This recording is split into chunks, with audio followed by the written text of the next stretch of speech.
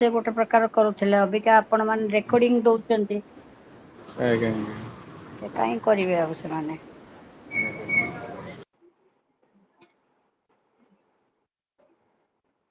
कि तो पिला नांती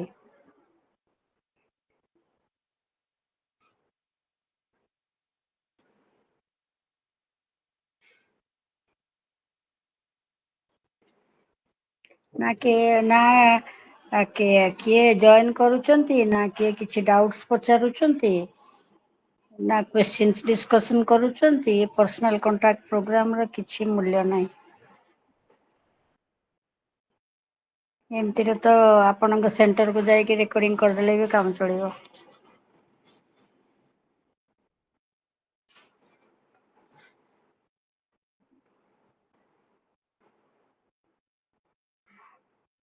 शनिवार रविवार बंद थिला बोली भाविकी से माने आज आसुना ना कौन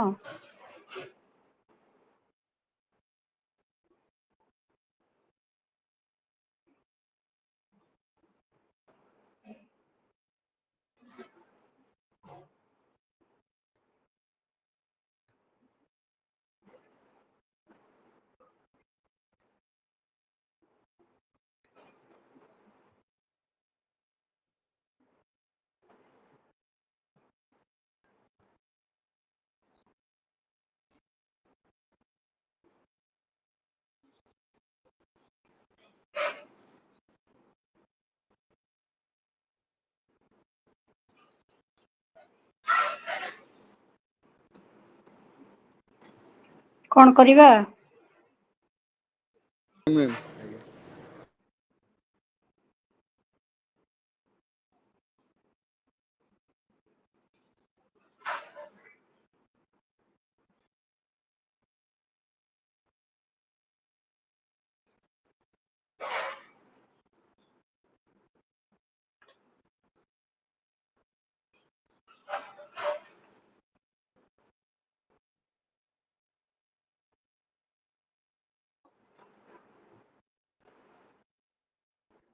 Good evening, ma'am. Good evening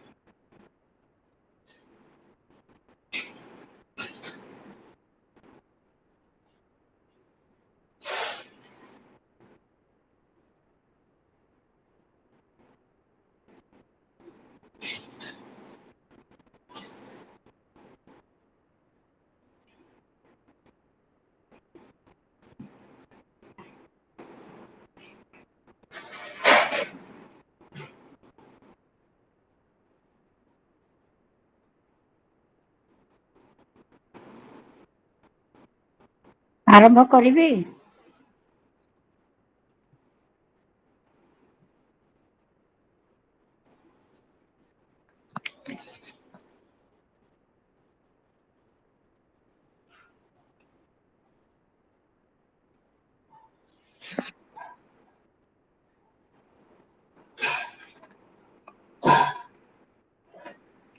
तो should we start Yes, ma'am.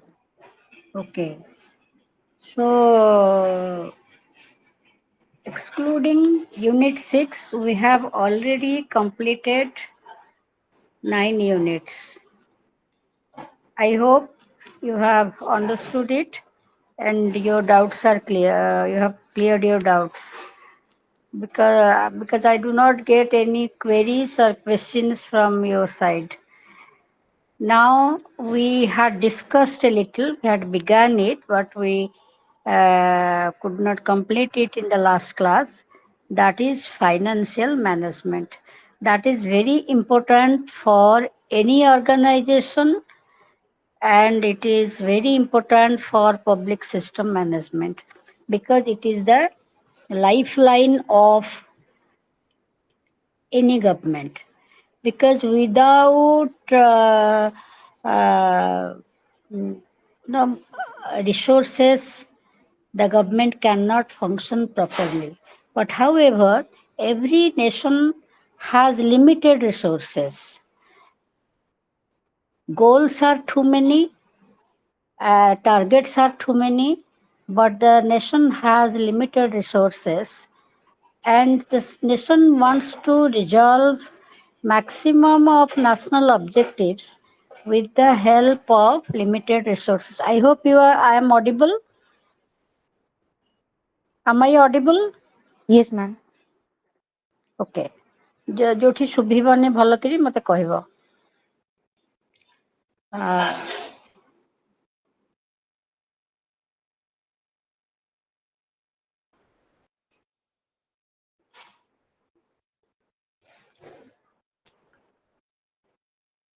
So the financial management that this unit is related to or talks about relates to the way resources are generated, regulated, distributed. That means resources means not money, I mean not the natural resources, but monetary resources. Monetary resources, how it is generated, I mean resource mobilization, how is it regulated, କେମିତି ଖର୍ଚ୍ଚଟା ହଉଛି, and how it is distributed among the different departments or the different service providers so that efficient delivery of services is possible. So this is all about and this makes the public system management more effective. Now let me tell you, I had already discussed with you what is budget. And budget is nothing but a bag. This has come from the French word baguette, which means a small leather bag or pouch in which the French minister used to carry the budget. And from that, this word budget became more popular in the Western world. However, remember it's very important from the multiple choice question point of view. Indian Constitution does not use the word budget. Indian Constitution uses the word annual financial statement in Article 112. And this is exactly what the budget is. ବାର୍ଷିକ ଆୟ ବ୍ୟୟର ଅଟକଳ. So that is what is the budget is all about. And this is for every country because this is the this is the lifeline of any nation. Without planning, without you can call it as an annual plan. Without planning, it is difficult to spend the money. Even in our house also, we spend the money by making a budget. How much should be saved? How much should be spent on, what do you say, discretionary needs? Discretionary needs means entertainment, and for dining out, for buying costly clothes. So these are called discretionary needs. So first that is we meet in our household is the essential needs. So beyond that, if money is with you, then you can think about discretionary needs, you can think about savings. If all the money is spent that is there with you, I mean the children who are studying in government schools, uh, this indicates that the parents do not have much money, so they have a budget that this much we can spend for education. So accordingly, since in the government school the expenses are less, they are sending their children to the government school. Those who send their children to the private school, it is taken for granted that they have they whatever they earn, they have they can afford to pay the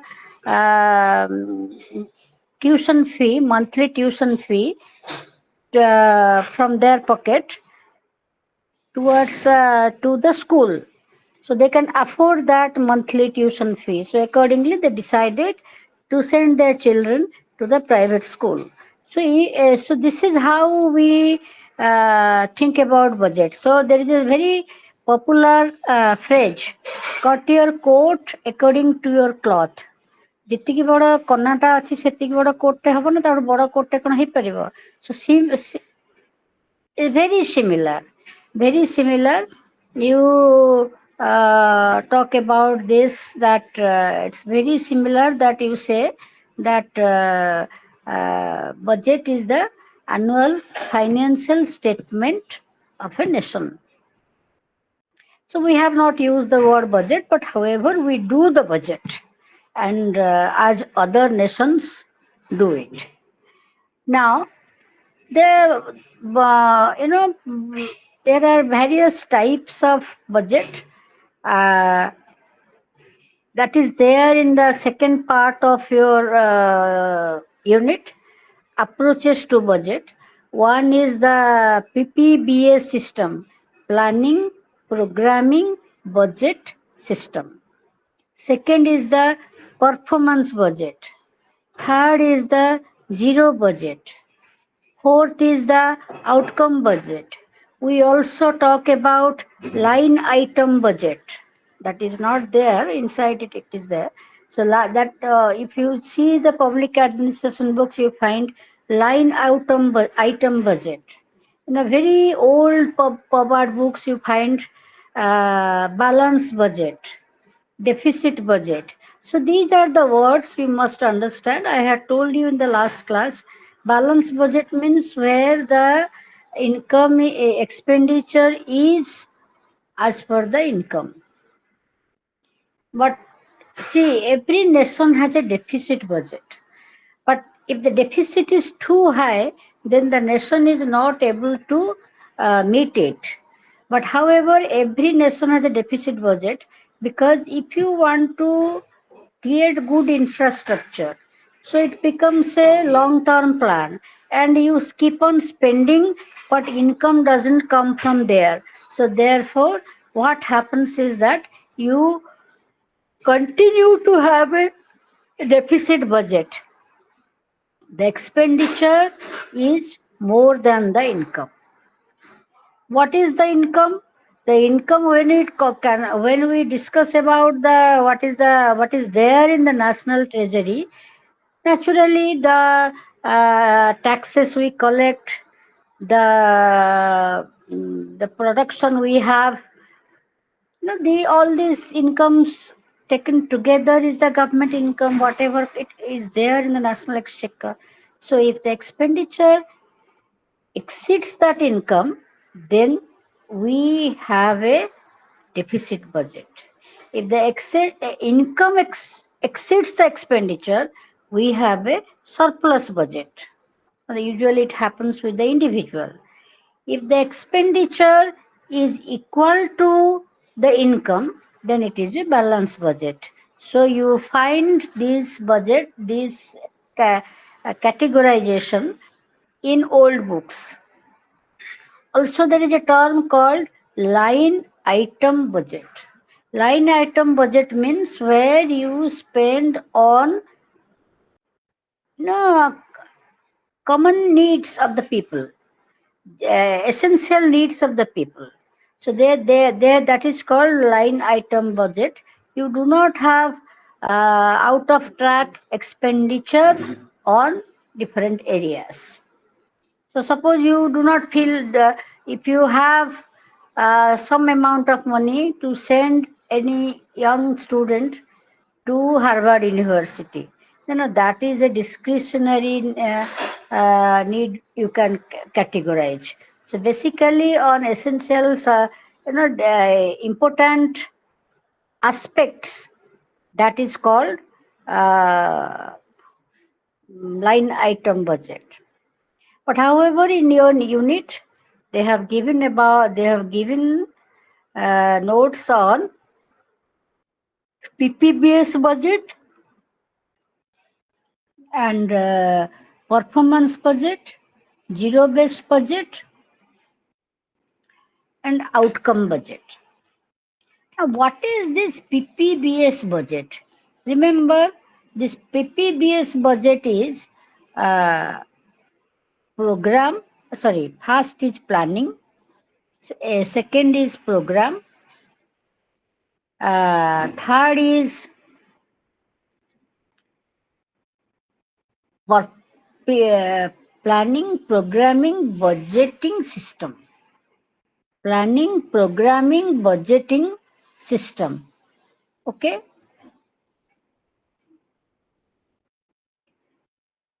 That means you integrate, it's a very comprehensive approach to budgeting. It integrates planning, then programming. According to the plan, you make the program, then accordingly you make the budget to improve resource allocation and decision making. It moves beyond the traditional line item budgeting. How? Because it focuses on program outcomes and objectives and uses cost benefit analysis to make rational choices. And to make rational choices about spending money or resource allocation, you can say. So that means in traditional line item budget, what we were doing, we were just thinking, acha, okay, we must spend 4% for education. Okay. କ'ଣ ହେଲା ସେଟାକୁ ଆମେ କେବେ ଦେଖୁନଥିଲେ, ତାର outcome କ'ଣ ହେଲା ଆମେ ତାକୁ ଦେଖୁନଥିଲେ. But PPBS budgeting system is little bit finer than the line item budgeting. So here what you do, you have, since you do the planning, you have clearly defined goals and objectives, and accordingly you analyze. Here you just try to remember Herbert Simon. You have defined goals and objectives that because you have planned. Then secondly, as per the plan, you explore alternative programs. You make a cost benefit analysis. Here you can use some computer techniques to know which program will be more impactful than the other program. So you make a cost benefit analysis of program. That means you just expect the outcome of the program and accordingly କେତେ ଖର୍ଚ୍ଚ ହଉଛି ଆଉ ପ୍ରୋଗ୍ରାମର ଫଳାଫଳଟା କ'ଣ ହବ, accordingly you make a cost benefit analysis. Then you have, it includes mechanisms for measuring and evaluating the performance of programs. Then you measure the performance of the programs. So this is how you integrate planning and programming in the budget. So this is called PPBS, a planning, programming, budgeting system.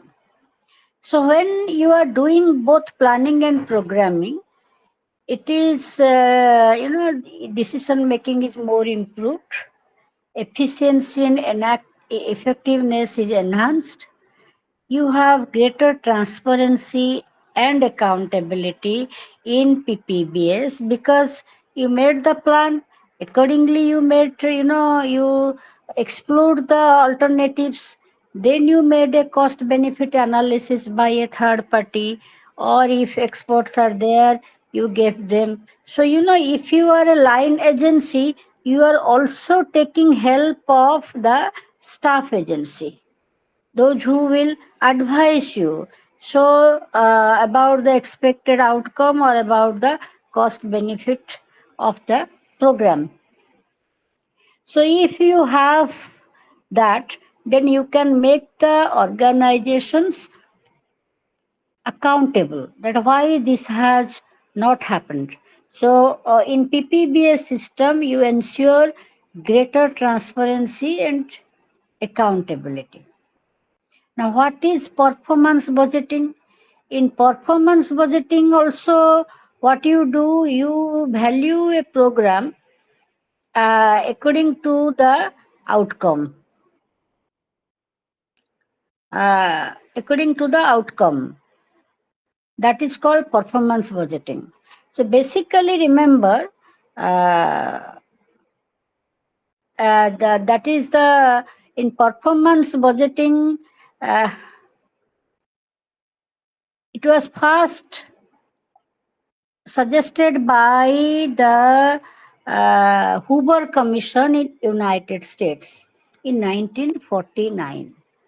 Prior to that, everybody was using line item budget. But in 1949, they decided to introduce performance budgeting. Kahiki na performance budgeting establishes a correlation between uh, the output and the input. That means cost involved and the physical output of each program and activity. So ସେଥିପାଇଁ କି ତା ନାଁ ବି ହେଇଛି performance budget. So it is result oriented budget information with a long range perspective, but it is result oriented. So therefore, what you find is that uh, now you just tell me what is what there also in PPBS also you have programs you are considering about outcome. In performance budgeting also you are doing the same thing.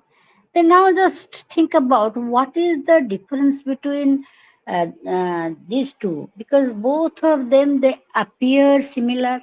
So planning, programming and budgeting system and performance budgeting have key differences in the sense that PPBS is a multi-year budgeting approach.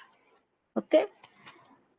Performance budgeting is just for 1 year or 2 year, nothing more than that, because you are linking funding to results and using performance indicators to monitor program effectiveness. And according to that, future funding will be allocated. So this is the difference between PPBS and performance budgeting. Performance budgeting is not a long-term act or not a multi-year act. If it is for 2 years, then it is written there. It is a short-term program. So you do accordingly that uh, in the performance budgeting. now suppose ଗୋଟେ ମୁଁ example ଦଉଛି, suppose a government department building a new hospital.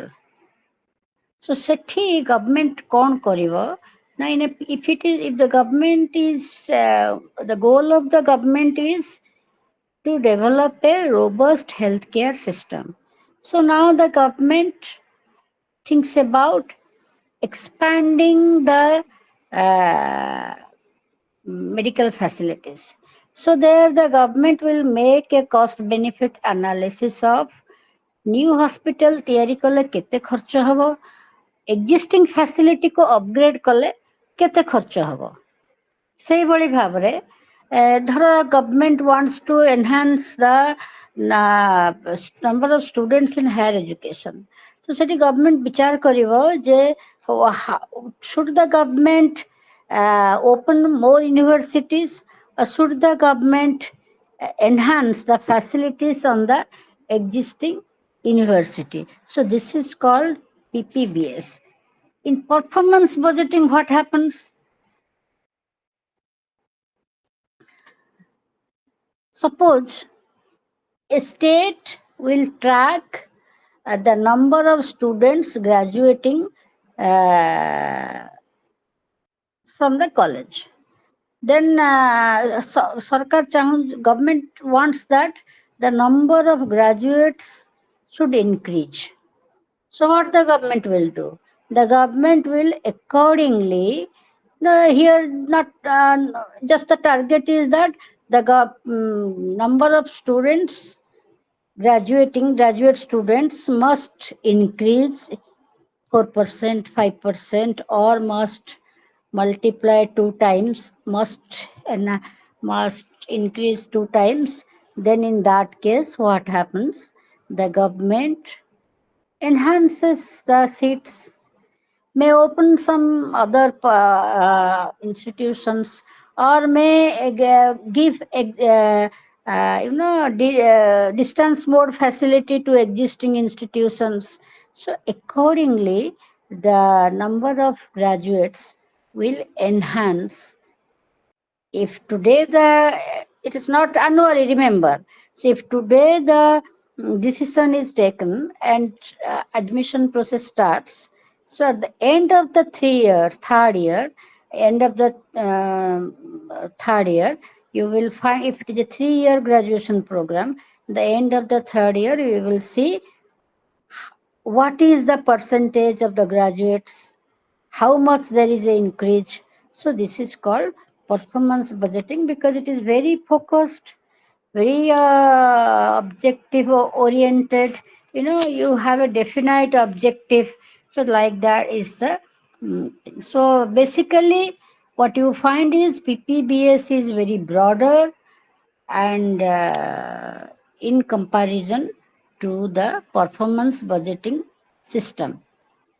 And another big difference between this PPBS and performance budget is that PPBS focuses on the impact of the public policy.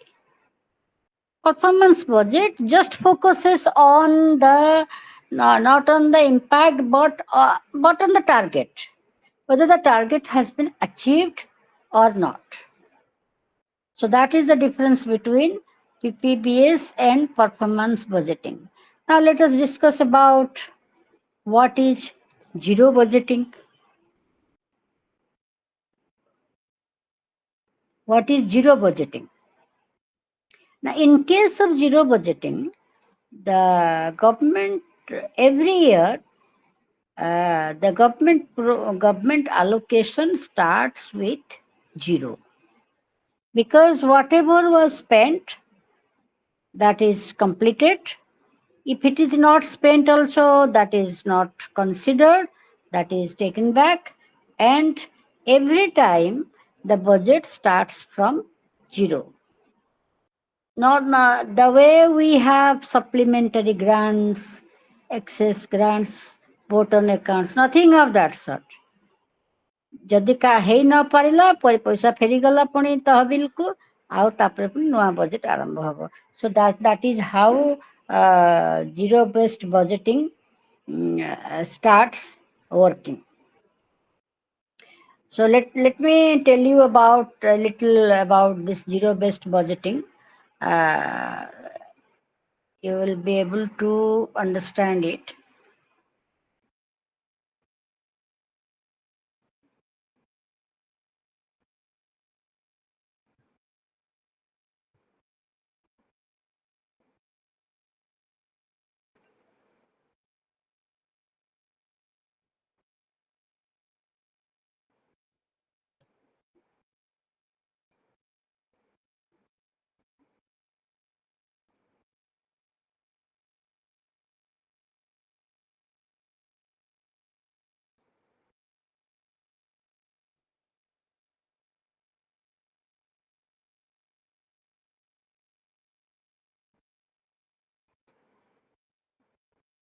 Zero-based budgeting doesn't take earlier year's expenditure for granted, therefore start on a clean slate. It aims at eliminating all redundant expenditure in organizations. To achieve this, it takes some measures like it removes duplication of expenditure. It attempts to identify and remove duplication of expenditure uh, in the same activity. We have something called, we try to, that is why gradually public administration developed staff agencies. Like you have the IT department, so all work related to IT is given to that department. You have something called which makes third party arrangement, so you give that uh, all those work to that department. So this is actually is done in case of zero based budgeting. Okay.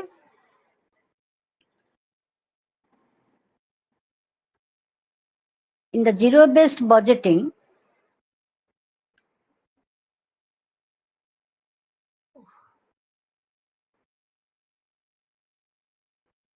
it begins with a zero base requiring justification for every expense. Comprehensive review of all activities and expenditures are done. So what happens? Advantage is that better cost control through thorough justification is made, encourages cost optimization and identification of unnecessary spending, promotes innovation and adaptability for changing circumstances. Okay, so this is what is zero based budgeting. What is outcome budgeting? In outcome budgeting, uh, it focuses more on outcomes. The budget is more result oriented. So that is called outcome budgeting. What about India? What type of budget does India adopts? That we must know. What type of budget does India adopts? See, the government of India in 1954, the in 1954, the estimate committee. I hope you know what is estimate committee. I will talk about it while talking about budget. The estimate committee decided to in 1954 the estimate committee of India. Now remember, estimate committee is a parliamentary committee which scrutinizes the estimates, budgetary estimates of different departments. Now the estimates committee in 1954 recommended for uh, this PPBS budgeting system.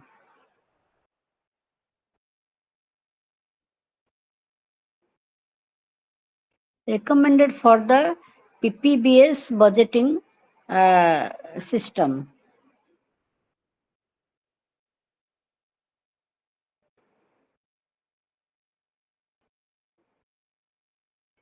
Later on, also, uh, um,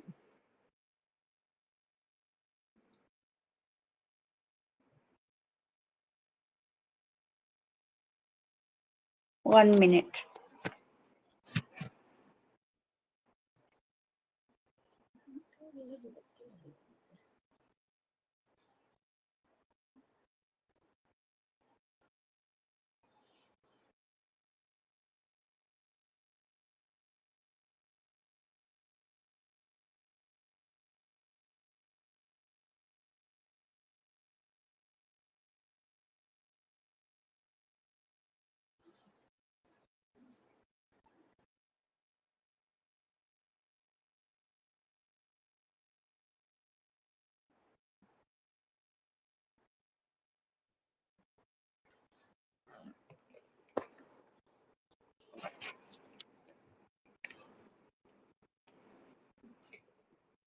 In 1954, the estimate committee recommended for the no, as it is, we were having the planning commission, we were having 5-year plans, and accordingly, we were having also programs.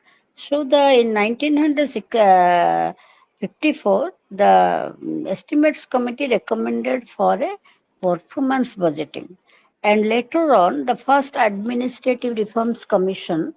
Uh,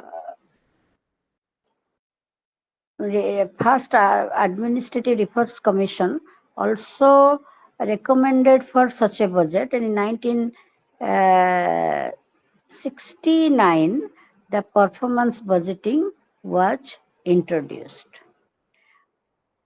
Zero based budgeting was introduced in 1978 because whatever money was left out came back to the government exchequer in the beginning of the financial year, and uh, then the budget calculation starts with a zero. So, in zero based budgeting was introduced in India in 1978 and it continued till 1988. All of us, we know that in 1976, accounts were separated from audit, and Comptroller and Auditor General became responsible for auditing of accounts from by the 1976 Act. So after in when we started working on Millennium Development Goals, that time we in 2005 India adopted the outcome based budgeting system. I mean, what is the result? Because we, by that time, we have accepted globalization, we have adopted the new public management concept, and we have adopted the new public management concept, and we are trying to make every system effective.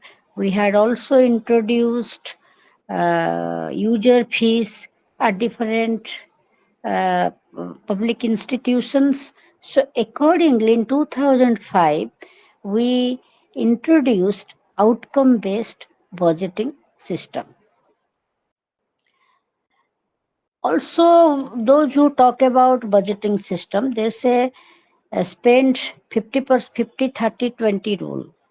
50% on essential needs, 30% on discretionary needs, because if you do not expend on discretionary needs, you will just have a baseline development of your personality or growth.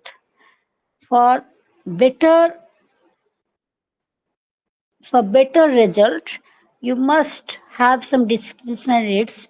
You must fulfill some discretionary needs so that there is recreation. of your mind, a rejuvenation of your mind. So basically, it is said that 50% on essential needs, 30% to fulfill the discretionary needs, and 20% for savings. I had told you in the last class that budget also is an socio though it's an economic document, but it's more or less also a political document because budget reflects the philosophy and ideology of the ruling regime. So that is why it is called a political document. Or you can say it reflects the ideology and philosophy of the elite class in a state or nation. So in that sense, you can call it as a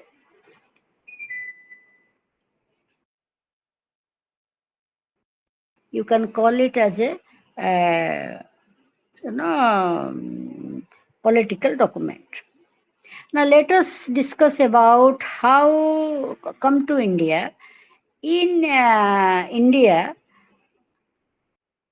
uh, we have the uh, preparation of budget. Three things are necessary: preparation, enactment, and implementation of the budget.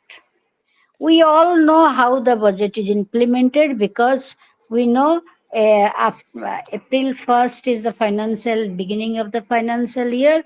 So money starts coming to different departments after April, uh, and everything has to be closed by 31st March. We all know that because we all pay the income tax. But more important is to know how the budget is prepared. The preparation, it is there, it is given in a very good way in your study material. But however, I would like to tell you one very important thing that uh, whatever study material is there in your uh, in your I mean in your booklet, that is a little bit older in the sense that it is regarding the unification of railway budget with the general budget has not been written in it. So in 2000 till 2017, the till 2017 we had a separate budget. Union budget was placed separately. Railway budget was presented separately. After independence, the first railway budget, it is called the maiden railway budget, was presented by John Mathai. The first united budget, you can say, unified budget, was presented by the finance minister Arun Jaitley in 2017. In fact, it was pending since long. The idea was pending since long. Finally, in 2017, this 92-year-old practice was abandoned and railway budget was merged with the union budget. It should have been done much earlier, but it was done in 2017. So 2017-18 was the first um, unified budget. Actually, the story of the railway budget is like this, that a separate railway budget was presented as far back, way back in 1924, based on the Upworth Committee in 1920-21. Upworth Committee, that's English committee which gave the recommendation in 1920-21 financial year to present a separate railway budget because they were having huge expenditure on railways. So naturally, if there is a huge expenditure for one goal, then you must think of mobilizing resources from that. Otherwise, it will be, your budget will be a lopsided deficit budget. So therefore, way back in 1924, a separate railway budget was placed in the parliament. Since 1924, it continued till 2016 budget. And in 2017, a unified budget was placed in the floor of Lok Sabha.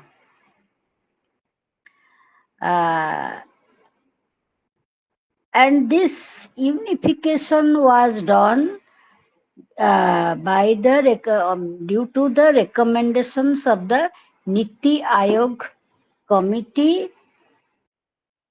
led by Vivek Debroy, which recommended for dispensing with the railway budget or abandoning the railway budget, and railway became one of the many items in the union budget. Okay. Now let us come to the point. This part is not there in your study material. So while writing your answers, you must write about this. Similarly, otherwise,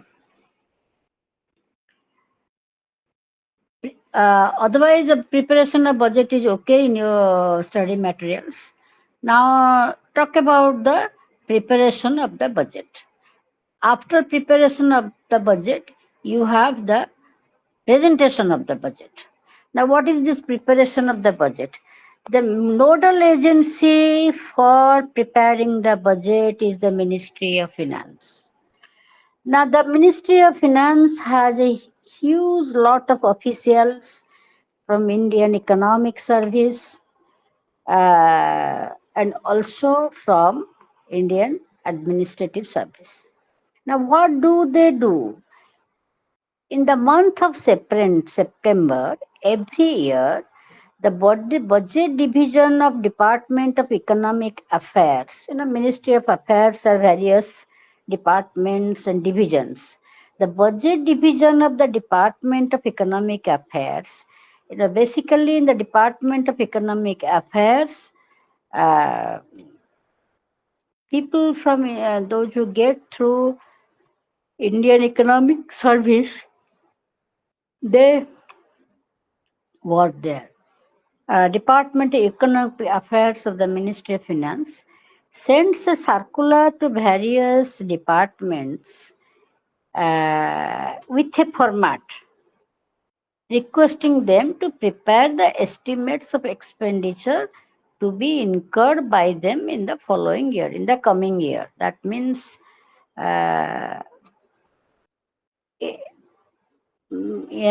circular is sent in September 2024. Budget is presented in February 2025. So for February 2025, the work starts in the month of September. That means, it's 5 months before, or you can say 6 months before. So with in a uniform format, all departments give their expected expenditure, expected income, whatever it is they can say, because they have to give the format in a particular format. So estimates of expenditure are furnished to the Ministry of Finance during December or January. That is to be integrated into the main budget. So in the month of January, the work of the Department of Economic Affairs starts. Finance Ministry then after scrutinizing the estimates, starts compiling and coordinating the estimates of different departments. Here, what is the work of the finance ministry? It may, if there is higher expenditures from one department, then the finance ministry may cut down the expenditure. If there is lower expenditure from one ministry, then the finance ministry may enhance the expenditure. So depending on the goals of the state, the finance ministry uh, finalizes the statements, and before the final expenditure is made final, discussions take place between secretary expenditure, ministry of finance, and the financial advisors of the ministries and departments concerned. The estimates of the plan outlay are scrutinized the uh, previously it was planning commission, now we can say it is Niti Aayog. Finally the estimates are prepared by the Department of Revenue, Ministry of Finance. That means the Ministry of Finance has Department of Economic Affairs, which prepares the expenditures, and Department of Revenue, which prepares the estimates. Now all departments are ready with all documents, and now the budget proposals prepared by the ministry are examined by the finance minister, and then changes are made in them in consultation with the prime minister. President also sees the final budget. Then the budget is ready to be presented to the parliament. Now all of you know that uh, budget is a money bill. So naturally, it, unless and until it gets the presidential consent, not assent, consent, it cannot be presented in the floor of the parliament. So presentation of the budget is simultaneously done in the presentation of budget by finance in both houses of parliament. General discussion on revenue and expenditure happens. After the general discussions, then the budget is sent to the estimates committee for scrutiny of the uh, budget is sent to the estimates committee for scrutiny of the estimates. Now, before the budget is presented, all of you know that the finance minister delivers the uh, last year's performances, actual outcomes.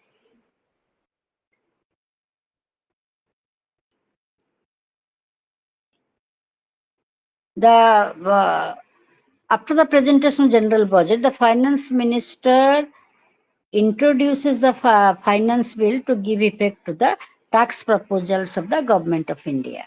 That means first uh, the money bill is placed in both houses of parliament.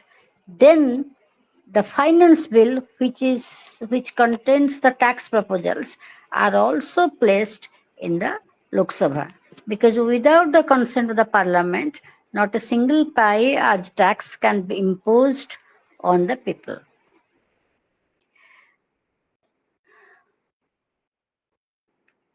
But the day the budget is placed, usually no discussion is held. So after the general discussion is held, the budget is sent to the estimates committee and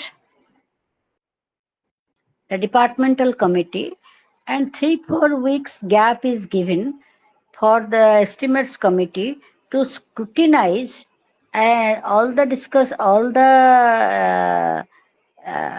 to scrutinize the budgetary estimates. Now, what is this estimates committee? Remember, the estimates committee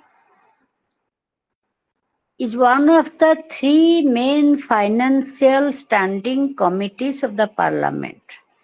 Other two are Public Accounts Committee, which scrutinizes the audit reports of the Comptroller and Auditor General, and the Committee on Public Undertakings, which scrutinizes the income and expenditure of the public sector units. Now, the primary committee consists of 30 members, all elected from Lok Sabha. That means Public Accounts Committee and Committee on Public Undertakings is a parliamentary committee of both houses. 15 members from Lok Sabha and 7 members from Rajya Sabha. Both the committees have 22 members. But Estimates Committee is a purely committee of the Lok Sabha because it has 30 members from the Lok Sabha and it examines the budgetary estimates. It takes 3 to 4 weeks. After the general discussion of the budget, 3 to 4 weeks gap is given, and this gap period is utilized by the estimates committee to scrutinize the estimates. The feasibility of the estimates, they scrutinize the estimates. Then the committee's findings and recommendations are submitted to the Lok Sabha. In the meantime, before the budget speech, the economic survey had been presented, all of you know what has happened, what is the economic condition of the country. And during that period, the Comptroller and Auditor General places its annual report before the Parliament. And the work of the Public Accounts Committee is to scrutinize the discussions are also held on because the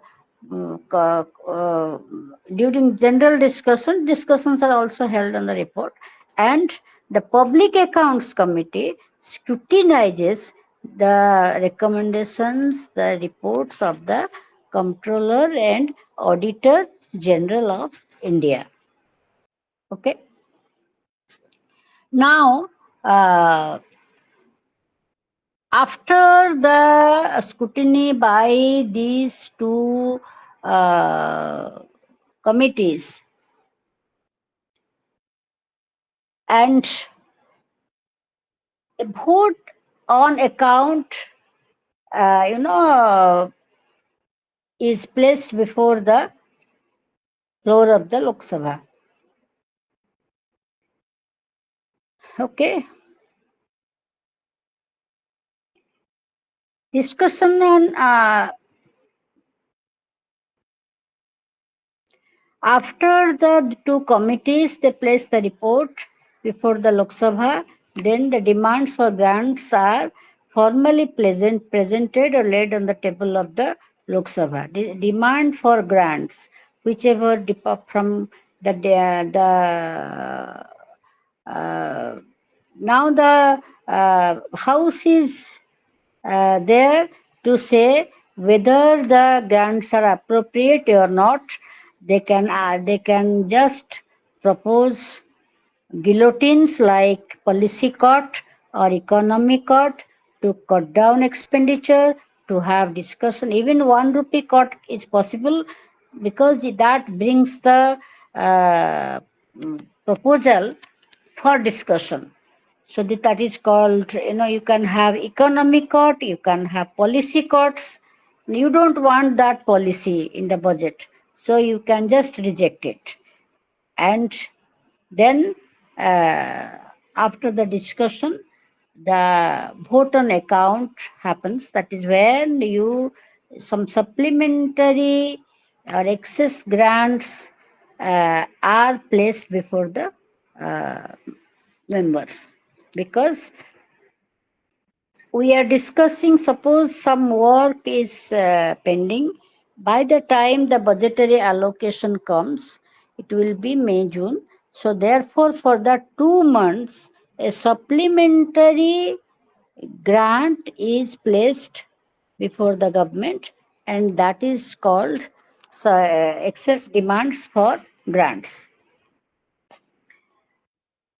Then comes the uh, time for appropriation bill. Appropriation bills means the demand, after the demands for grants have been passed by the House, a bill to provide for the money is to be placed, because all of our country is kept in the consolidated fund of India.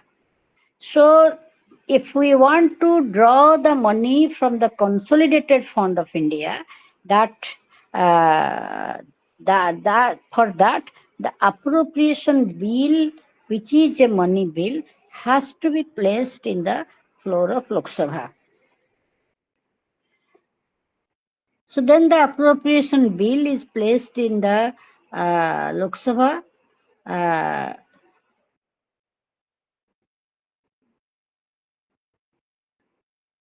After the discussion, everything is done.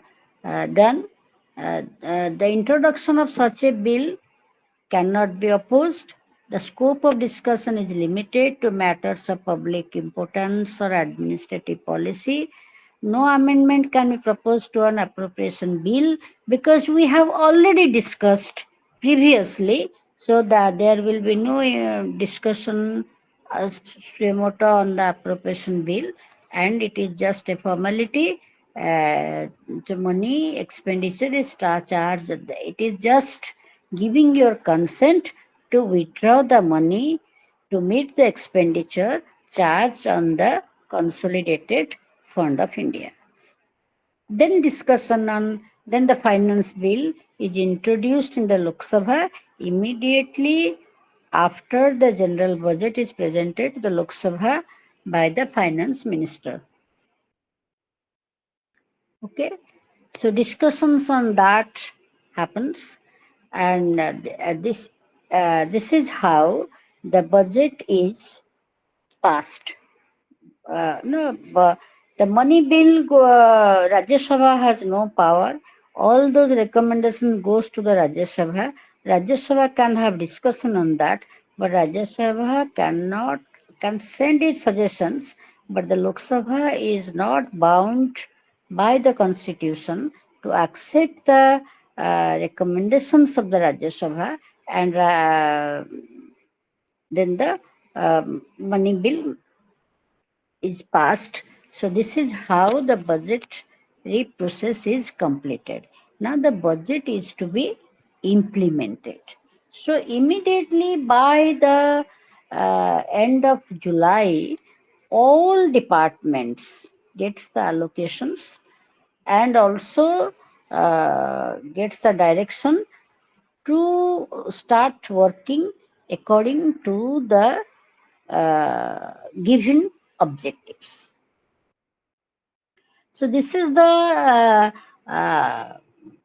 you can just say, the planning, the programming, and the preparation of the budget. Okay.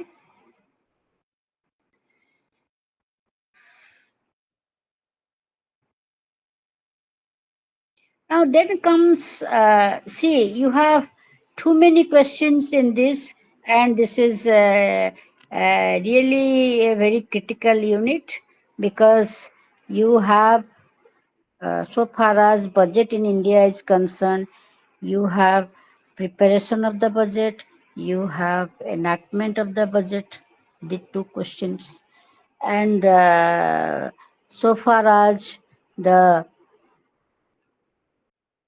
concepts are concerned, you have the PPBS system, the performance budgeting, the zero budgeting, and the outcome budgeting.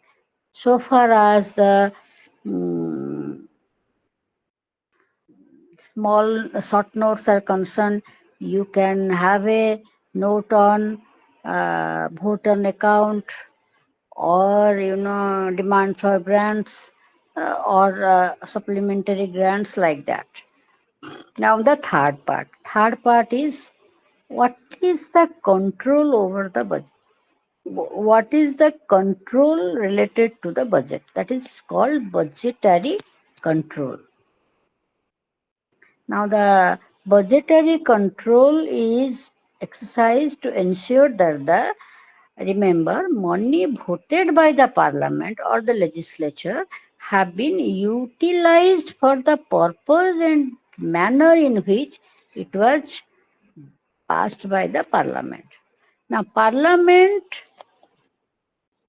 tells two things. For, for what purpose the money will be spent and how the money will be spent. Two things.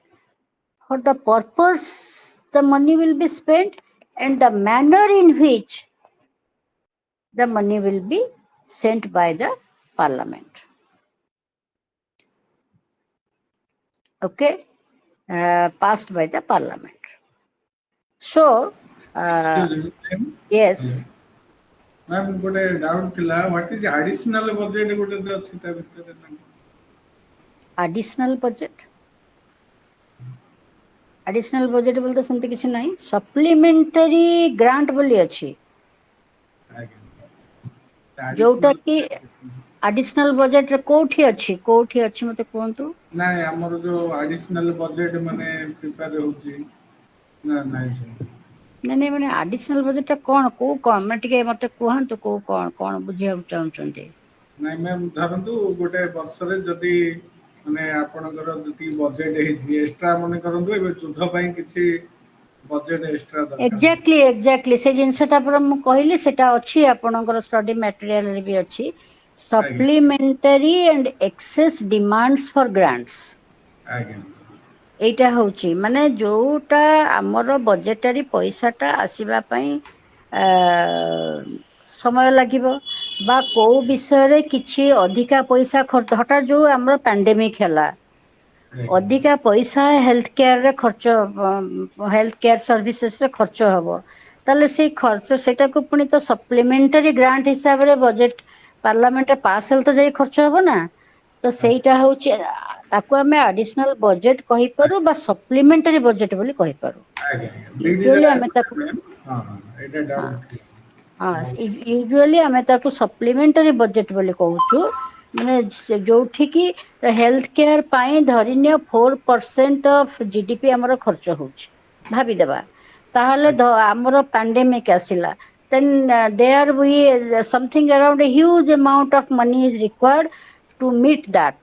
So in that case, what is to be done?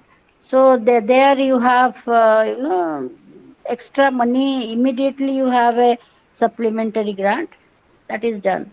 But remember, at that point of time when it was not possible to have a parliamentary session, what happened?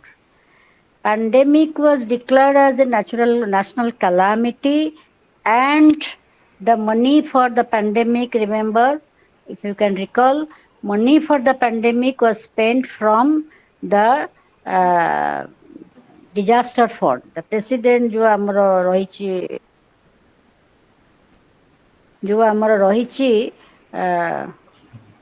Contingency fund of India जो रहिछि, से contingency fund of India रु सेते बेले खर्च करा गला, काहे कि ना if you for natural calamities money can be spent from the contingency fund of India that is there, and which will be later on approved by the parliament, because that is there for natural calamities. Natural calamity संगे संगे आसिला माने संगे संगे तो parliament डाकी क्रिया approve करी होबनी. So but supplementary budget in natural cases, like you want some improvement should be done in that case, or you want some more amount of money for a particular goal to be achieved, which is there in the budget, supplementary demand for grants are done before the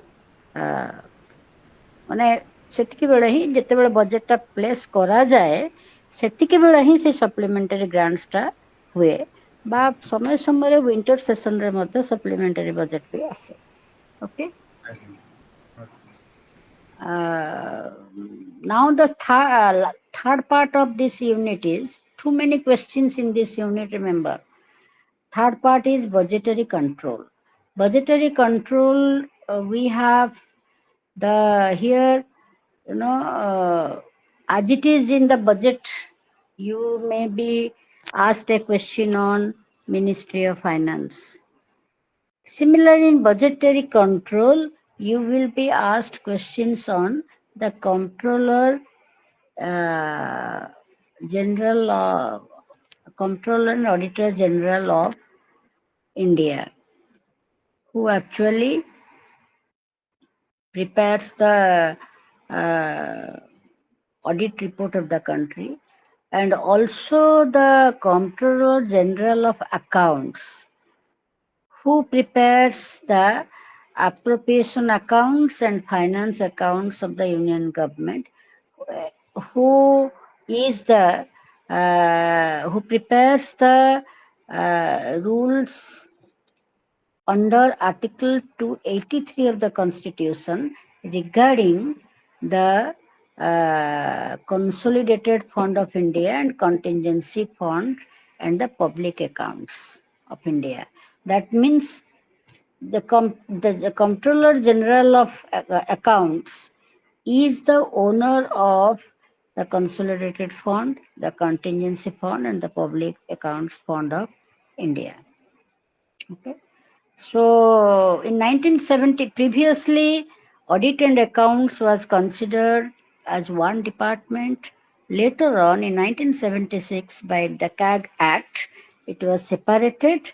And since then, we have audit is separate and accounts is separate. So we have Comptroller and Auditor General of India, CAG, we say popularly as CAG, and we have Comptroller General of Accounts, CGA, of India.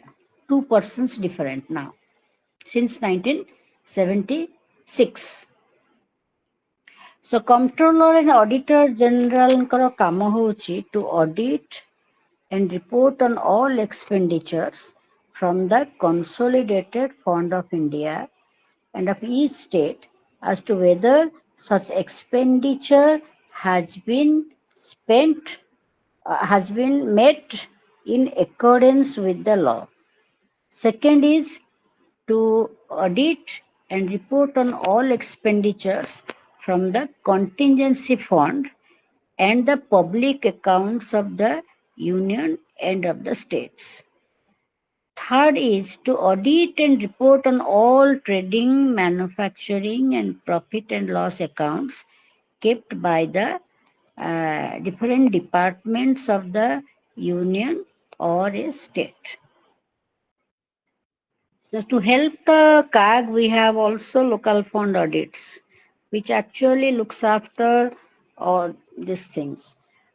We have also parliamentary control over the budget. I have already told you what is this parliamentary control over the budget. Now this is parliamentary control is we have these three financial committees: Estimates Committee, Public Accounts Committee, and Committee on Public Undertakings. Besides these three financial committees, we have many departmental standing committees. Sometimes these departmental standing committees are also asked to give their opinions on certain things. Now remember, in this part of the unit, you might get a question on Comptroller and Auditor General of India. You might get a question on what is audit and what is accounts, the process of audit and accounts of India, you might be asked separate questions on estimates committee, public accounts committee, and committee on public undertakings. And this is these questions, might carry something around 8 marks also, because estimates committee, you can have one bit of a long question. Then comes the resource mobilization and management. Government has also given much thought to this part of the budget making, like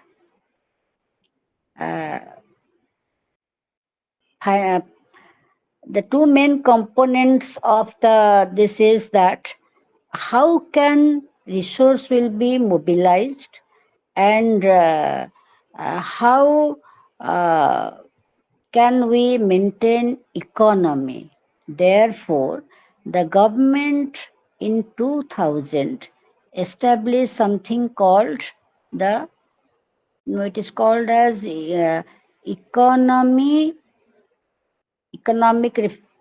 one minute. Expenditure Reforms Commission, which was established in 2000 to address the growing non-developmental expenditure by the government. Because the non-governmental expenditure started increasing from 1999. Okay, so what is this non-governmental expenditure? So government, just a minute. What is this non-governmental expenditure which caused much burden on the national exchequer? This is payment of debt. Debt payment became a burden on the government since 1999. So since it started continuously increasing in 2004, 2002-3, it became 4.4% of the GDP. It was a huge amount, something around 130 crore. 129.5 crore was required to pay the interest on accumulated debt.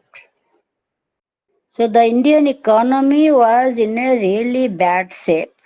So therefore, the government established in 2000 Expenditure Reforms Commission under the chairmanship of K.P. Githakrishnan. Now, this K.P. Githakrishnan Commission finally recommended for some reforms, and these were also reconsidered by the Task Force on Direct Taxes. And finally, the government, all of us we know, the Parliament passed the Fiscal Responsibility and Budgetary Management Act, FRBM Act, 2003, which required that the revenue deficit should be eliminated by 2008. So accordingly, the government the government tried to reduce the revenue deficit by 0.5 every year, and finally the government became successful and much austerity measures were taken up due to the in the FRBM Act, and accordingly we became successful in managing this. So public debt management, which is the responsibility of the Reserve Bank of India, is also a important question for you all. So this is how we have, when we are talking about budget management department, sometimes you can get a question on Ministry of Finance, you can get a question on Department of Economic Affairs. You can also get a question on department or budgetary division. So be prepared for that. And so this unit is little bit tough and too many questions. You can also get a question on Niti Aayog. So these too many questions, and it is a bit difficult to remember all these questions. So, however, this is a very important part of the governance structure of India, or for that matter, any country. So, and it is a very critical part of the public systems management. So remember, if this part is effectively done, then public system management will function efficiently. So therefore, we have to understand this unit and do it properly. Then we will go, another one part is there, which is also related to governance, the postmodern day, 21st century governance, that is Unit 6. So we need to talk about Unit 6.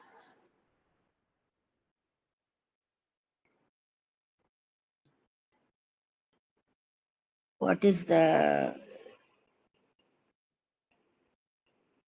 See, in the Unit 6, you have the role of new technologies in public system management. New technologies and public system management. So what is this new technology? The new technology is IT, information technology. Today's society is called as knowledge society or information society. So this information society has created a network society. So, information developments in information and communication technology has brought has brought a radical change in the governance process. You can have government citizen interface through different kiosks which talk to you. It starts talking. Like, if you book a gas, then even if at the mid of the night you can do your gas booking, not that you should wait for the office to open, and the software is such that the system starts talking to you. If you want to book a gas, then press 1. If you want to talk to want to have a new booking, press 1 or 2, like that. So also immediately the system checks whether you are a bona fide consumer of LPG connection or not. So this is how the continuously, it's a 24-hour service, the government interacts with the citizen. I have just given you one example. Information technology has brought a radical change in the governance process. Now, similarly, if you want to, similarly, if you want that to manage the some like admission process, in Odisha we have the SAMS management system. So the main objective of this ICT, information and communication technology, is that to enhance the delivery of public goods and services, and also increasing transparency and accountability. That means everything is there in the system. The service receiver can also know how the service provider is giving the service. Structuring public participation for public service management. These three things happens with the help of information and communication technology. So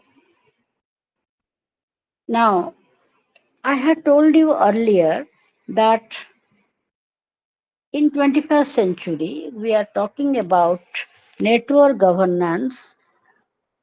That is, state is not the only service provider.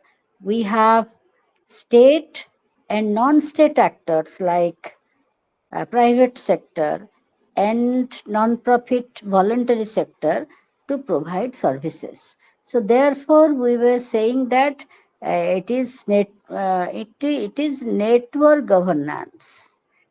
But information and technology has brought a new word, that is, network society. Means all members in the society are connected by internet. Can you imagine 50 years back, 25 years back, uh, uh, we could not imagine that we can talk to somebody in US for no cost. So this is what is network society. Because today, to talk to somebody who is in US is cashless, costless. If you are you are talking through WhatsApp, and there is no money when if you are talking to WhatsApp, talking on WhatsApp. So so what is this network society is all about? Utilization of information for development, access to right information at right time, introduction of computer and telecommunication technologies in dealing with information. Now, information has become a strategic resource base because, and gradually we are having more and more updated technology. Okay, so this is how the governance process has changed a lot. So public administration being a multi-actor phenomenon, public administration being a multi-actor phenomenon, networks are natural to it, but information and communication technology has connected different administrative systems and made the society a knowledge society, because we can now know what is happening in abroad, or we can also listen to the talks happening at abroad, like that. So that has enhanced our understanding. The World Economic Forum report in 2002 stated that we have 4.5 in India. We have 4.5 million internet users. Now, in 2002, there was nothing. Nobody was having a Android phone. Nobody was having internet in their hand. Maybe only few officials. But today, everyone has the Android phone, has the recorder and the camera and the internet in his or her hand. So I am sure this 4.5 million internet users, which the World Economic Forum said in its report in 2012, now it might have enhanced to 40 million, 10 times. So what is the role of new technologies in public system management? How it has developed and how it is maintaining the system effectively. When the ICT developed, government came out with the Information Technology Act 2000, because we knew when the new technology has come up, it is necessary to regulate it. So therefore, the IT Act came into being in 2000. And electronic governance started. So what are the various, so these e-governance initiatives started using the IT tools. What are these IT tools? Emails, internet websites for publication, online interactive transactions, ମାନେ କିଏ କୋଉଠିକି ଯାଇକିରି ଆଉ ଗୋଟେ interview ଦେବା ଦରକାର ନାହିଁ, online interview ହେଇଯିବ, ତମେ ଯଦି ସିଲେକ୍ଟେଡ୍ ହେଲ ତମେ ଯାଇକି ଜଏନ୍ କରିବ, even in abroad. Wireless application protocols, short SMS connectivity, internet development and usage. All these things you find in electronic governance. So this is how the public system management became more and more effective and efficient.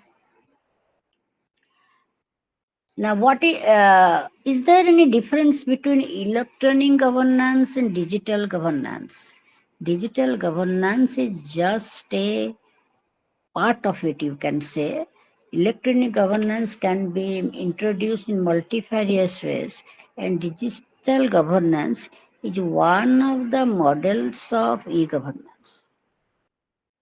Digital governance system uses internet as a means by which people and government get connected. Okay. So, in a study material, they have given 6 generic models, like broadcasting, wider dissemination, broadcasting or wider dissemination, channeling information of critical value to a targeted audience, like that is called critical flow model. Like if suppose you are sitting for UPSC examination, then for you the information comes. Then you can also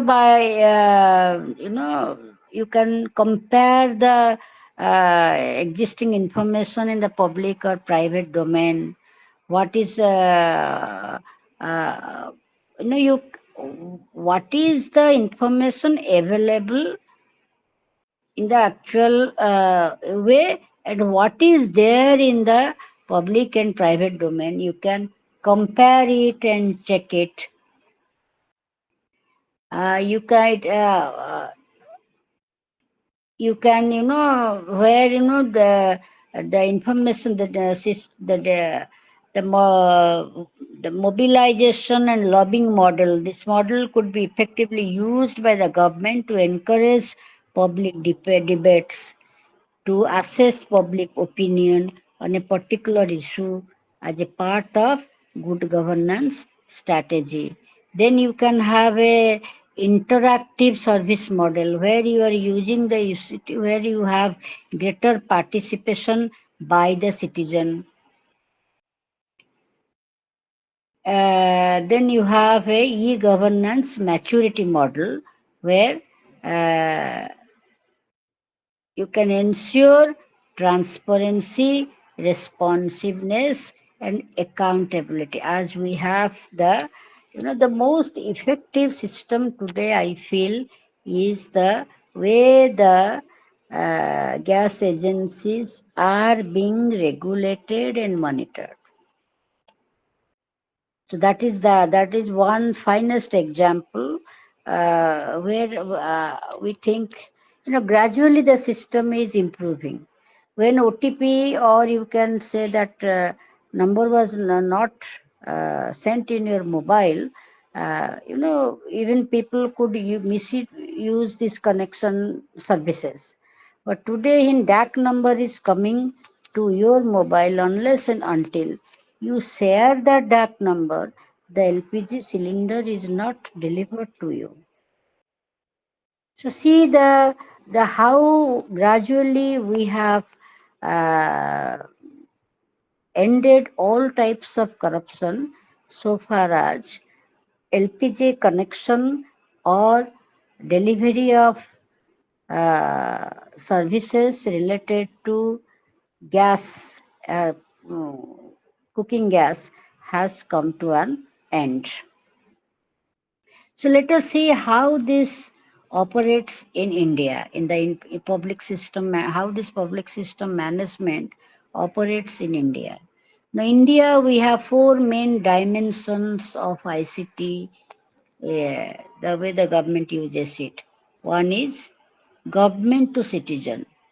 That means we have one-stop centers of service for easy access to high-quality government services and information.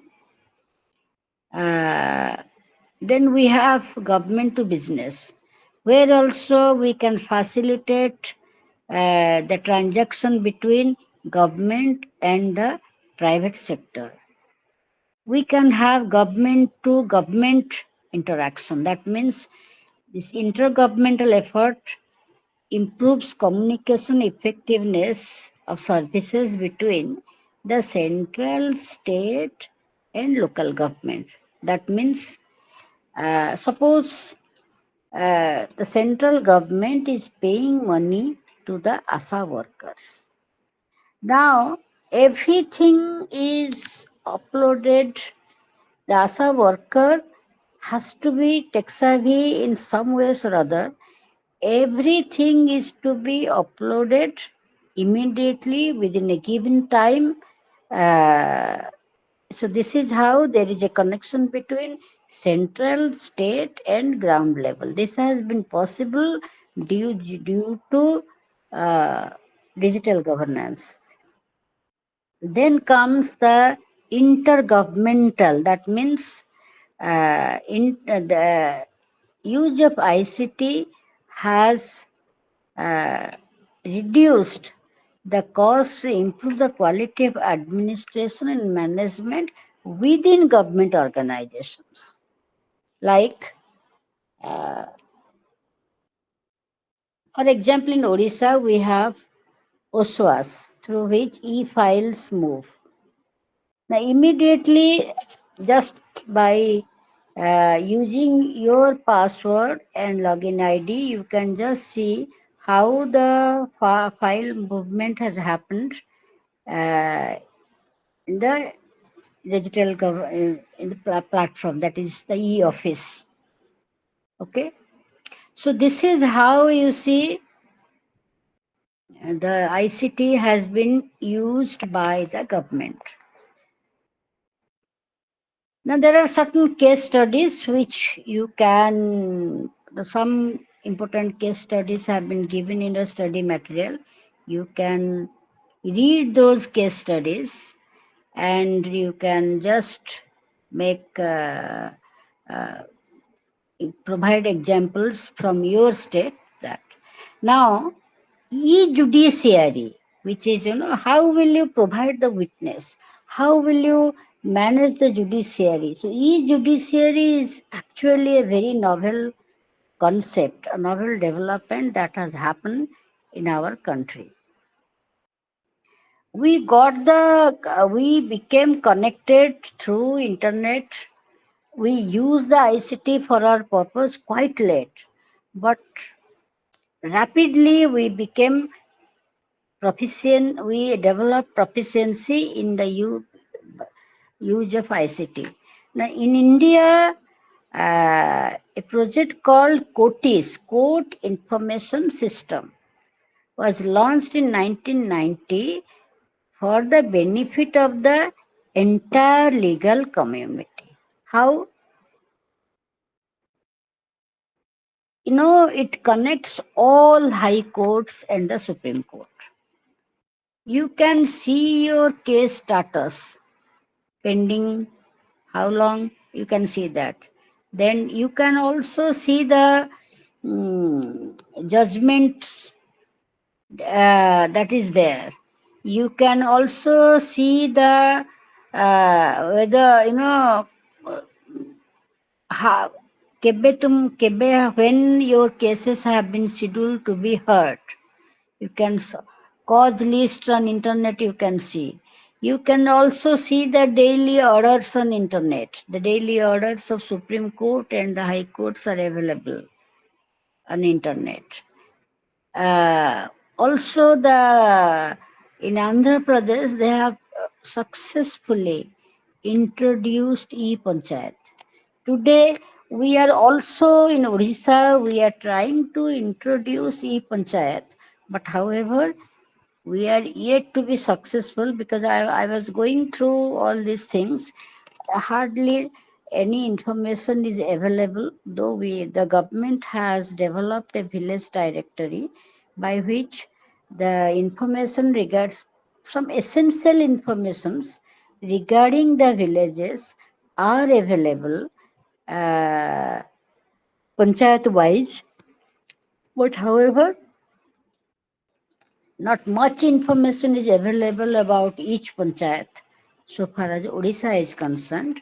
But this e-Panchayat project is very successful in Andhra Pradesh. So you can just go through it and just see it. And the most important problem today, because of the development of this new technology, is that the people, we thought that it is enhancing the participatory process. But however, a great gap has been created between some authors say that a distance has been created between the leader and the people. But everything is done through internet. Now the people doesn't need to meet the leader, and the leader doesn't need to know the does not need to know the people. So that is how some say that a distance has been created. But however, when the new technologies have come and it has ample multiple benefits, we just cannot avoid using it for our benefit. So you can just call the modern society as a network society. And this concept of network has facilitated globalization. Because of the development of this new technology, the process of globalization has become very deep-rooted. Because of this the ICT, we have e-commerce also. It is very difficult to bring the youngsters to a shop because they can do it by sitting in their home. So today each and every shop gets its profit through e-commerce by connecting them to e-commerce companies. And the e-commerce companies are today having higher turnover than other companies. So, see, development of women and children in rural areas program DWACRA, it was launched in India in 1982 as part of the Integrated Rural Development Program. And basically, to see, Odisha re Bartaman, the ration card holders were told to do their KYC to have the ration card.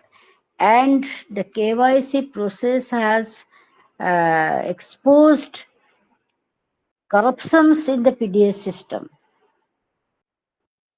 Some ghost ration cards holders were identified, those who are already dead.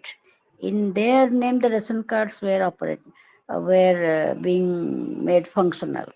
So this is how you see internet in a great way has stopped corruption to some extent. Higher level corruptions is there, lower level corruptions are there, but those who are peace loving people, they say, why all these things to do? Let us pay the tax and live peacefully. So this is all about the 6th unit. More or less, we completed the 6th unit and the 11th unit, which is really very, the 11th unit is really very intricate, very complicated one. Now, the whole important things we have completed in the public system management. The 12th unit is something 12th, 13th, 14th. These 3 units, they are more important in the sense that they relate to management studies. So, you will know some new concepts regarding management, how any organization is managed, like what is material management, what is logistic management, what is work measurement.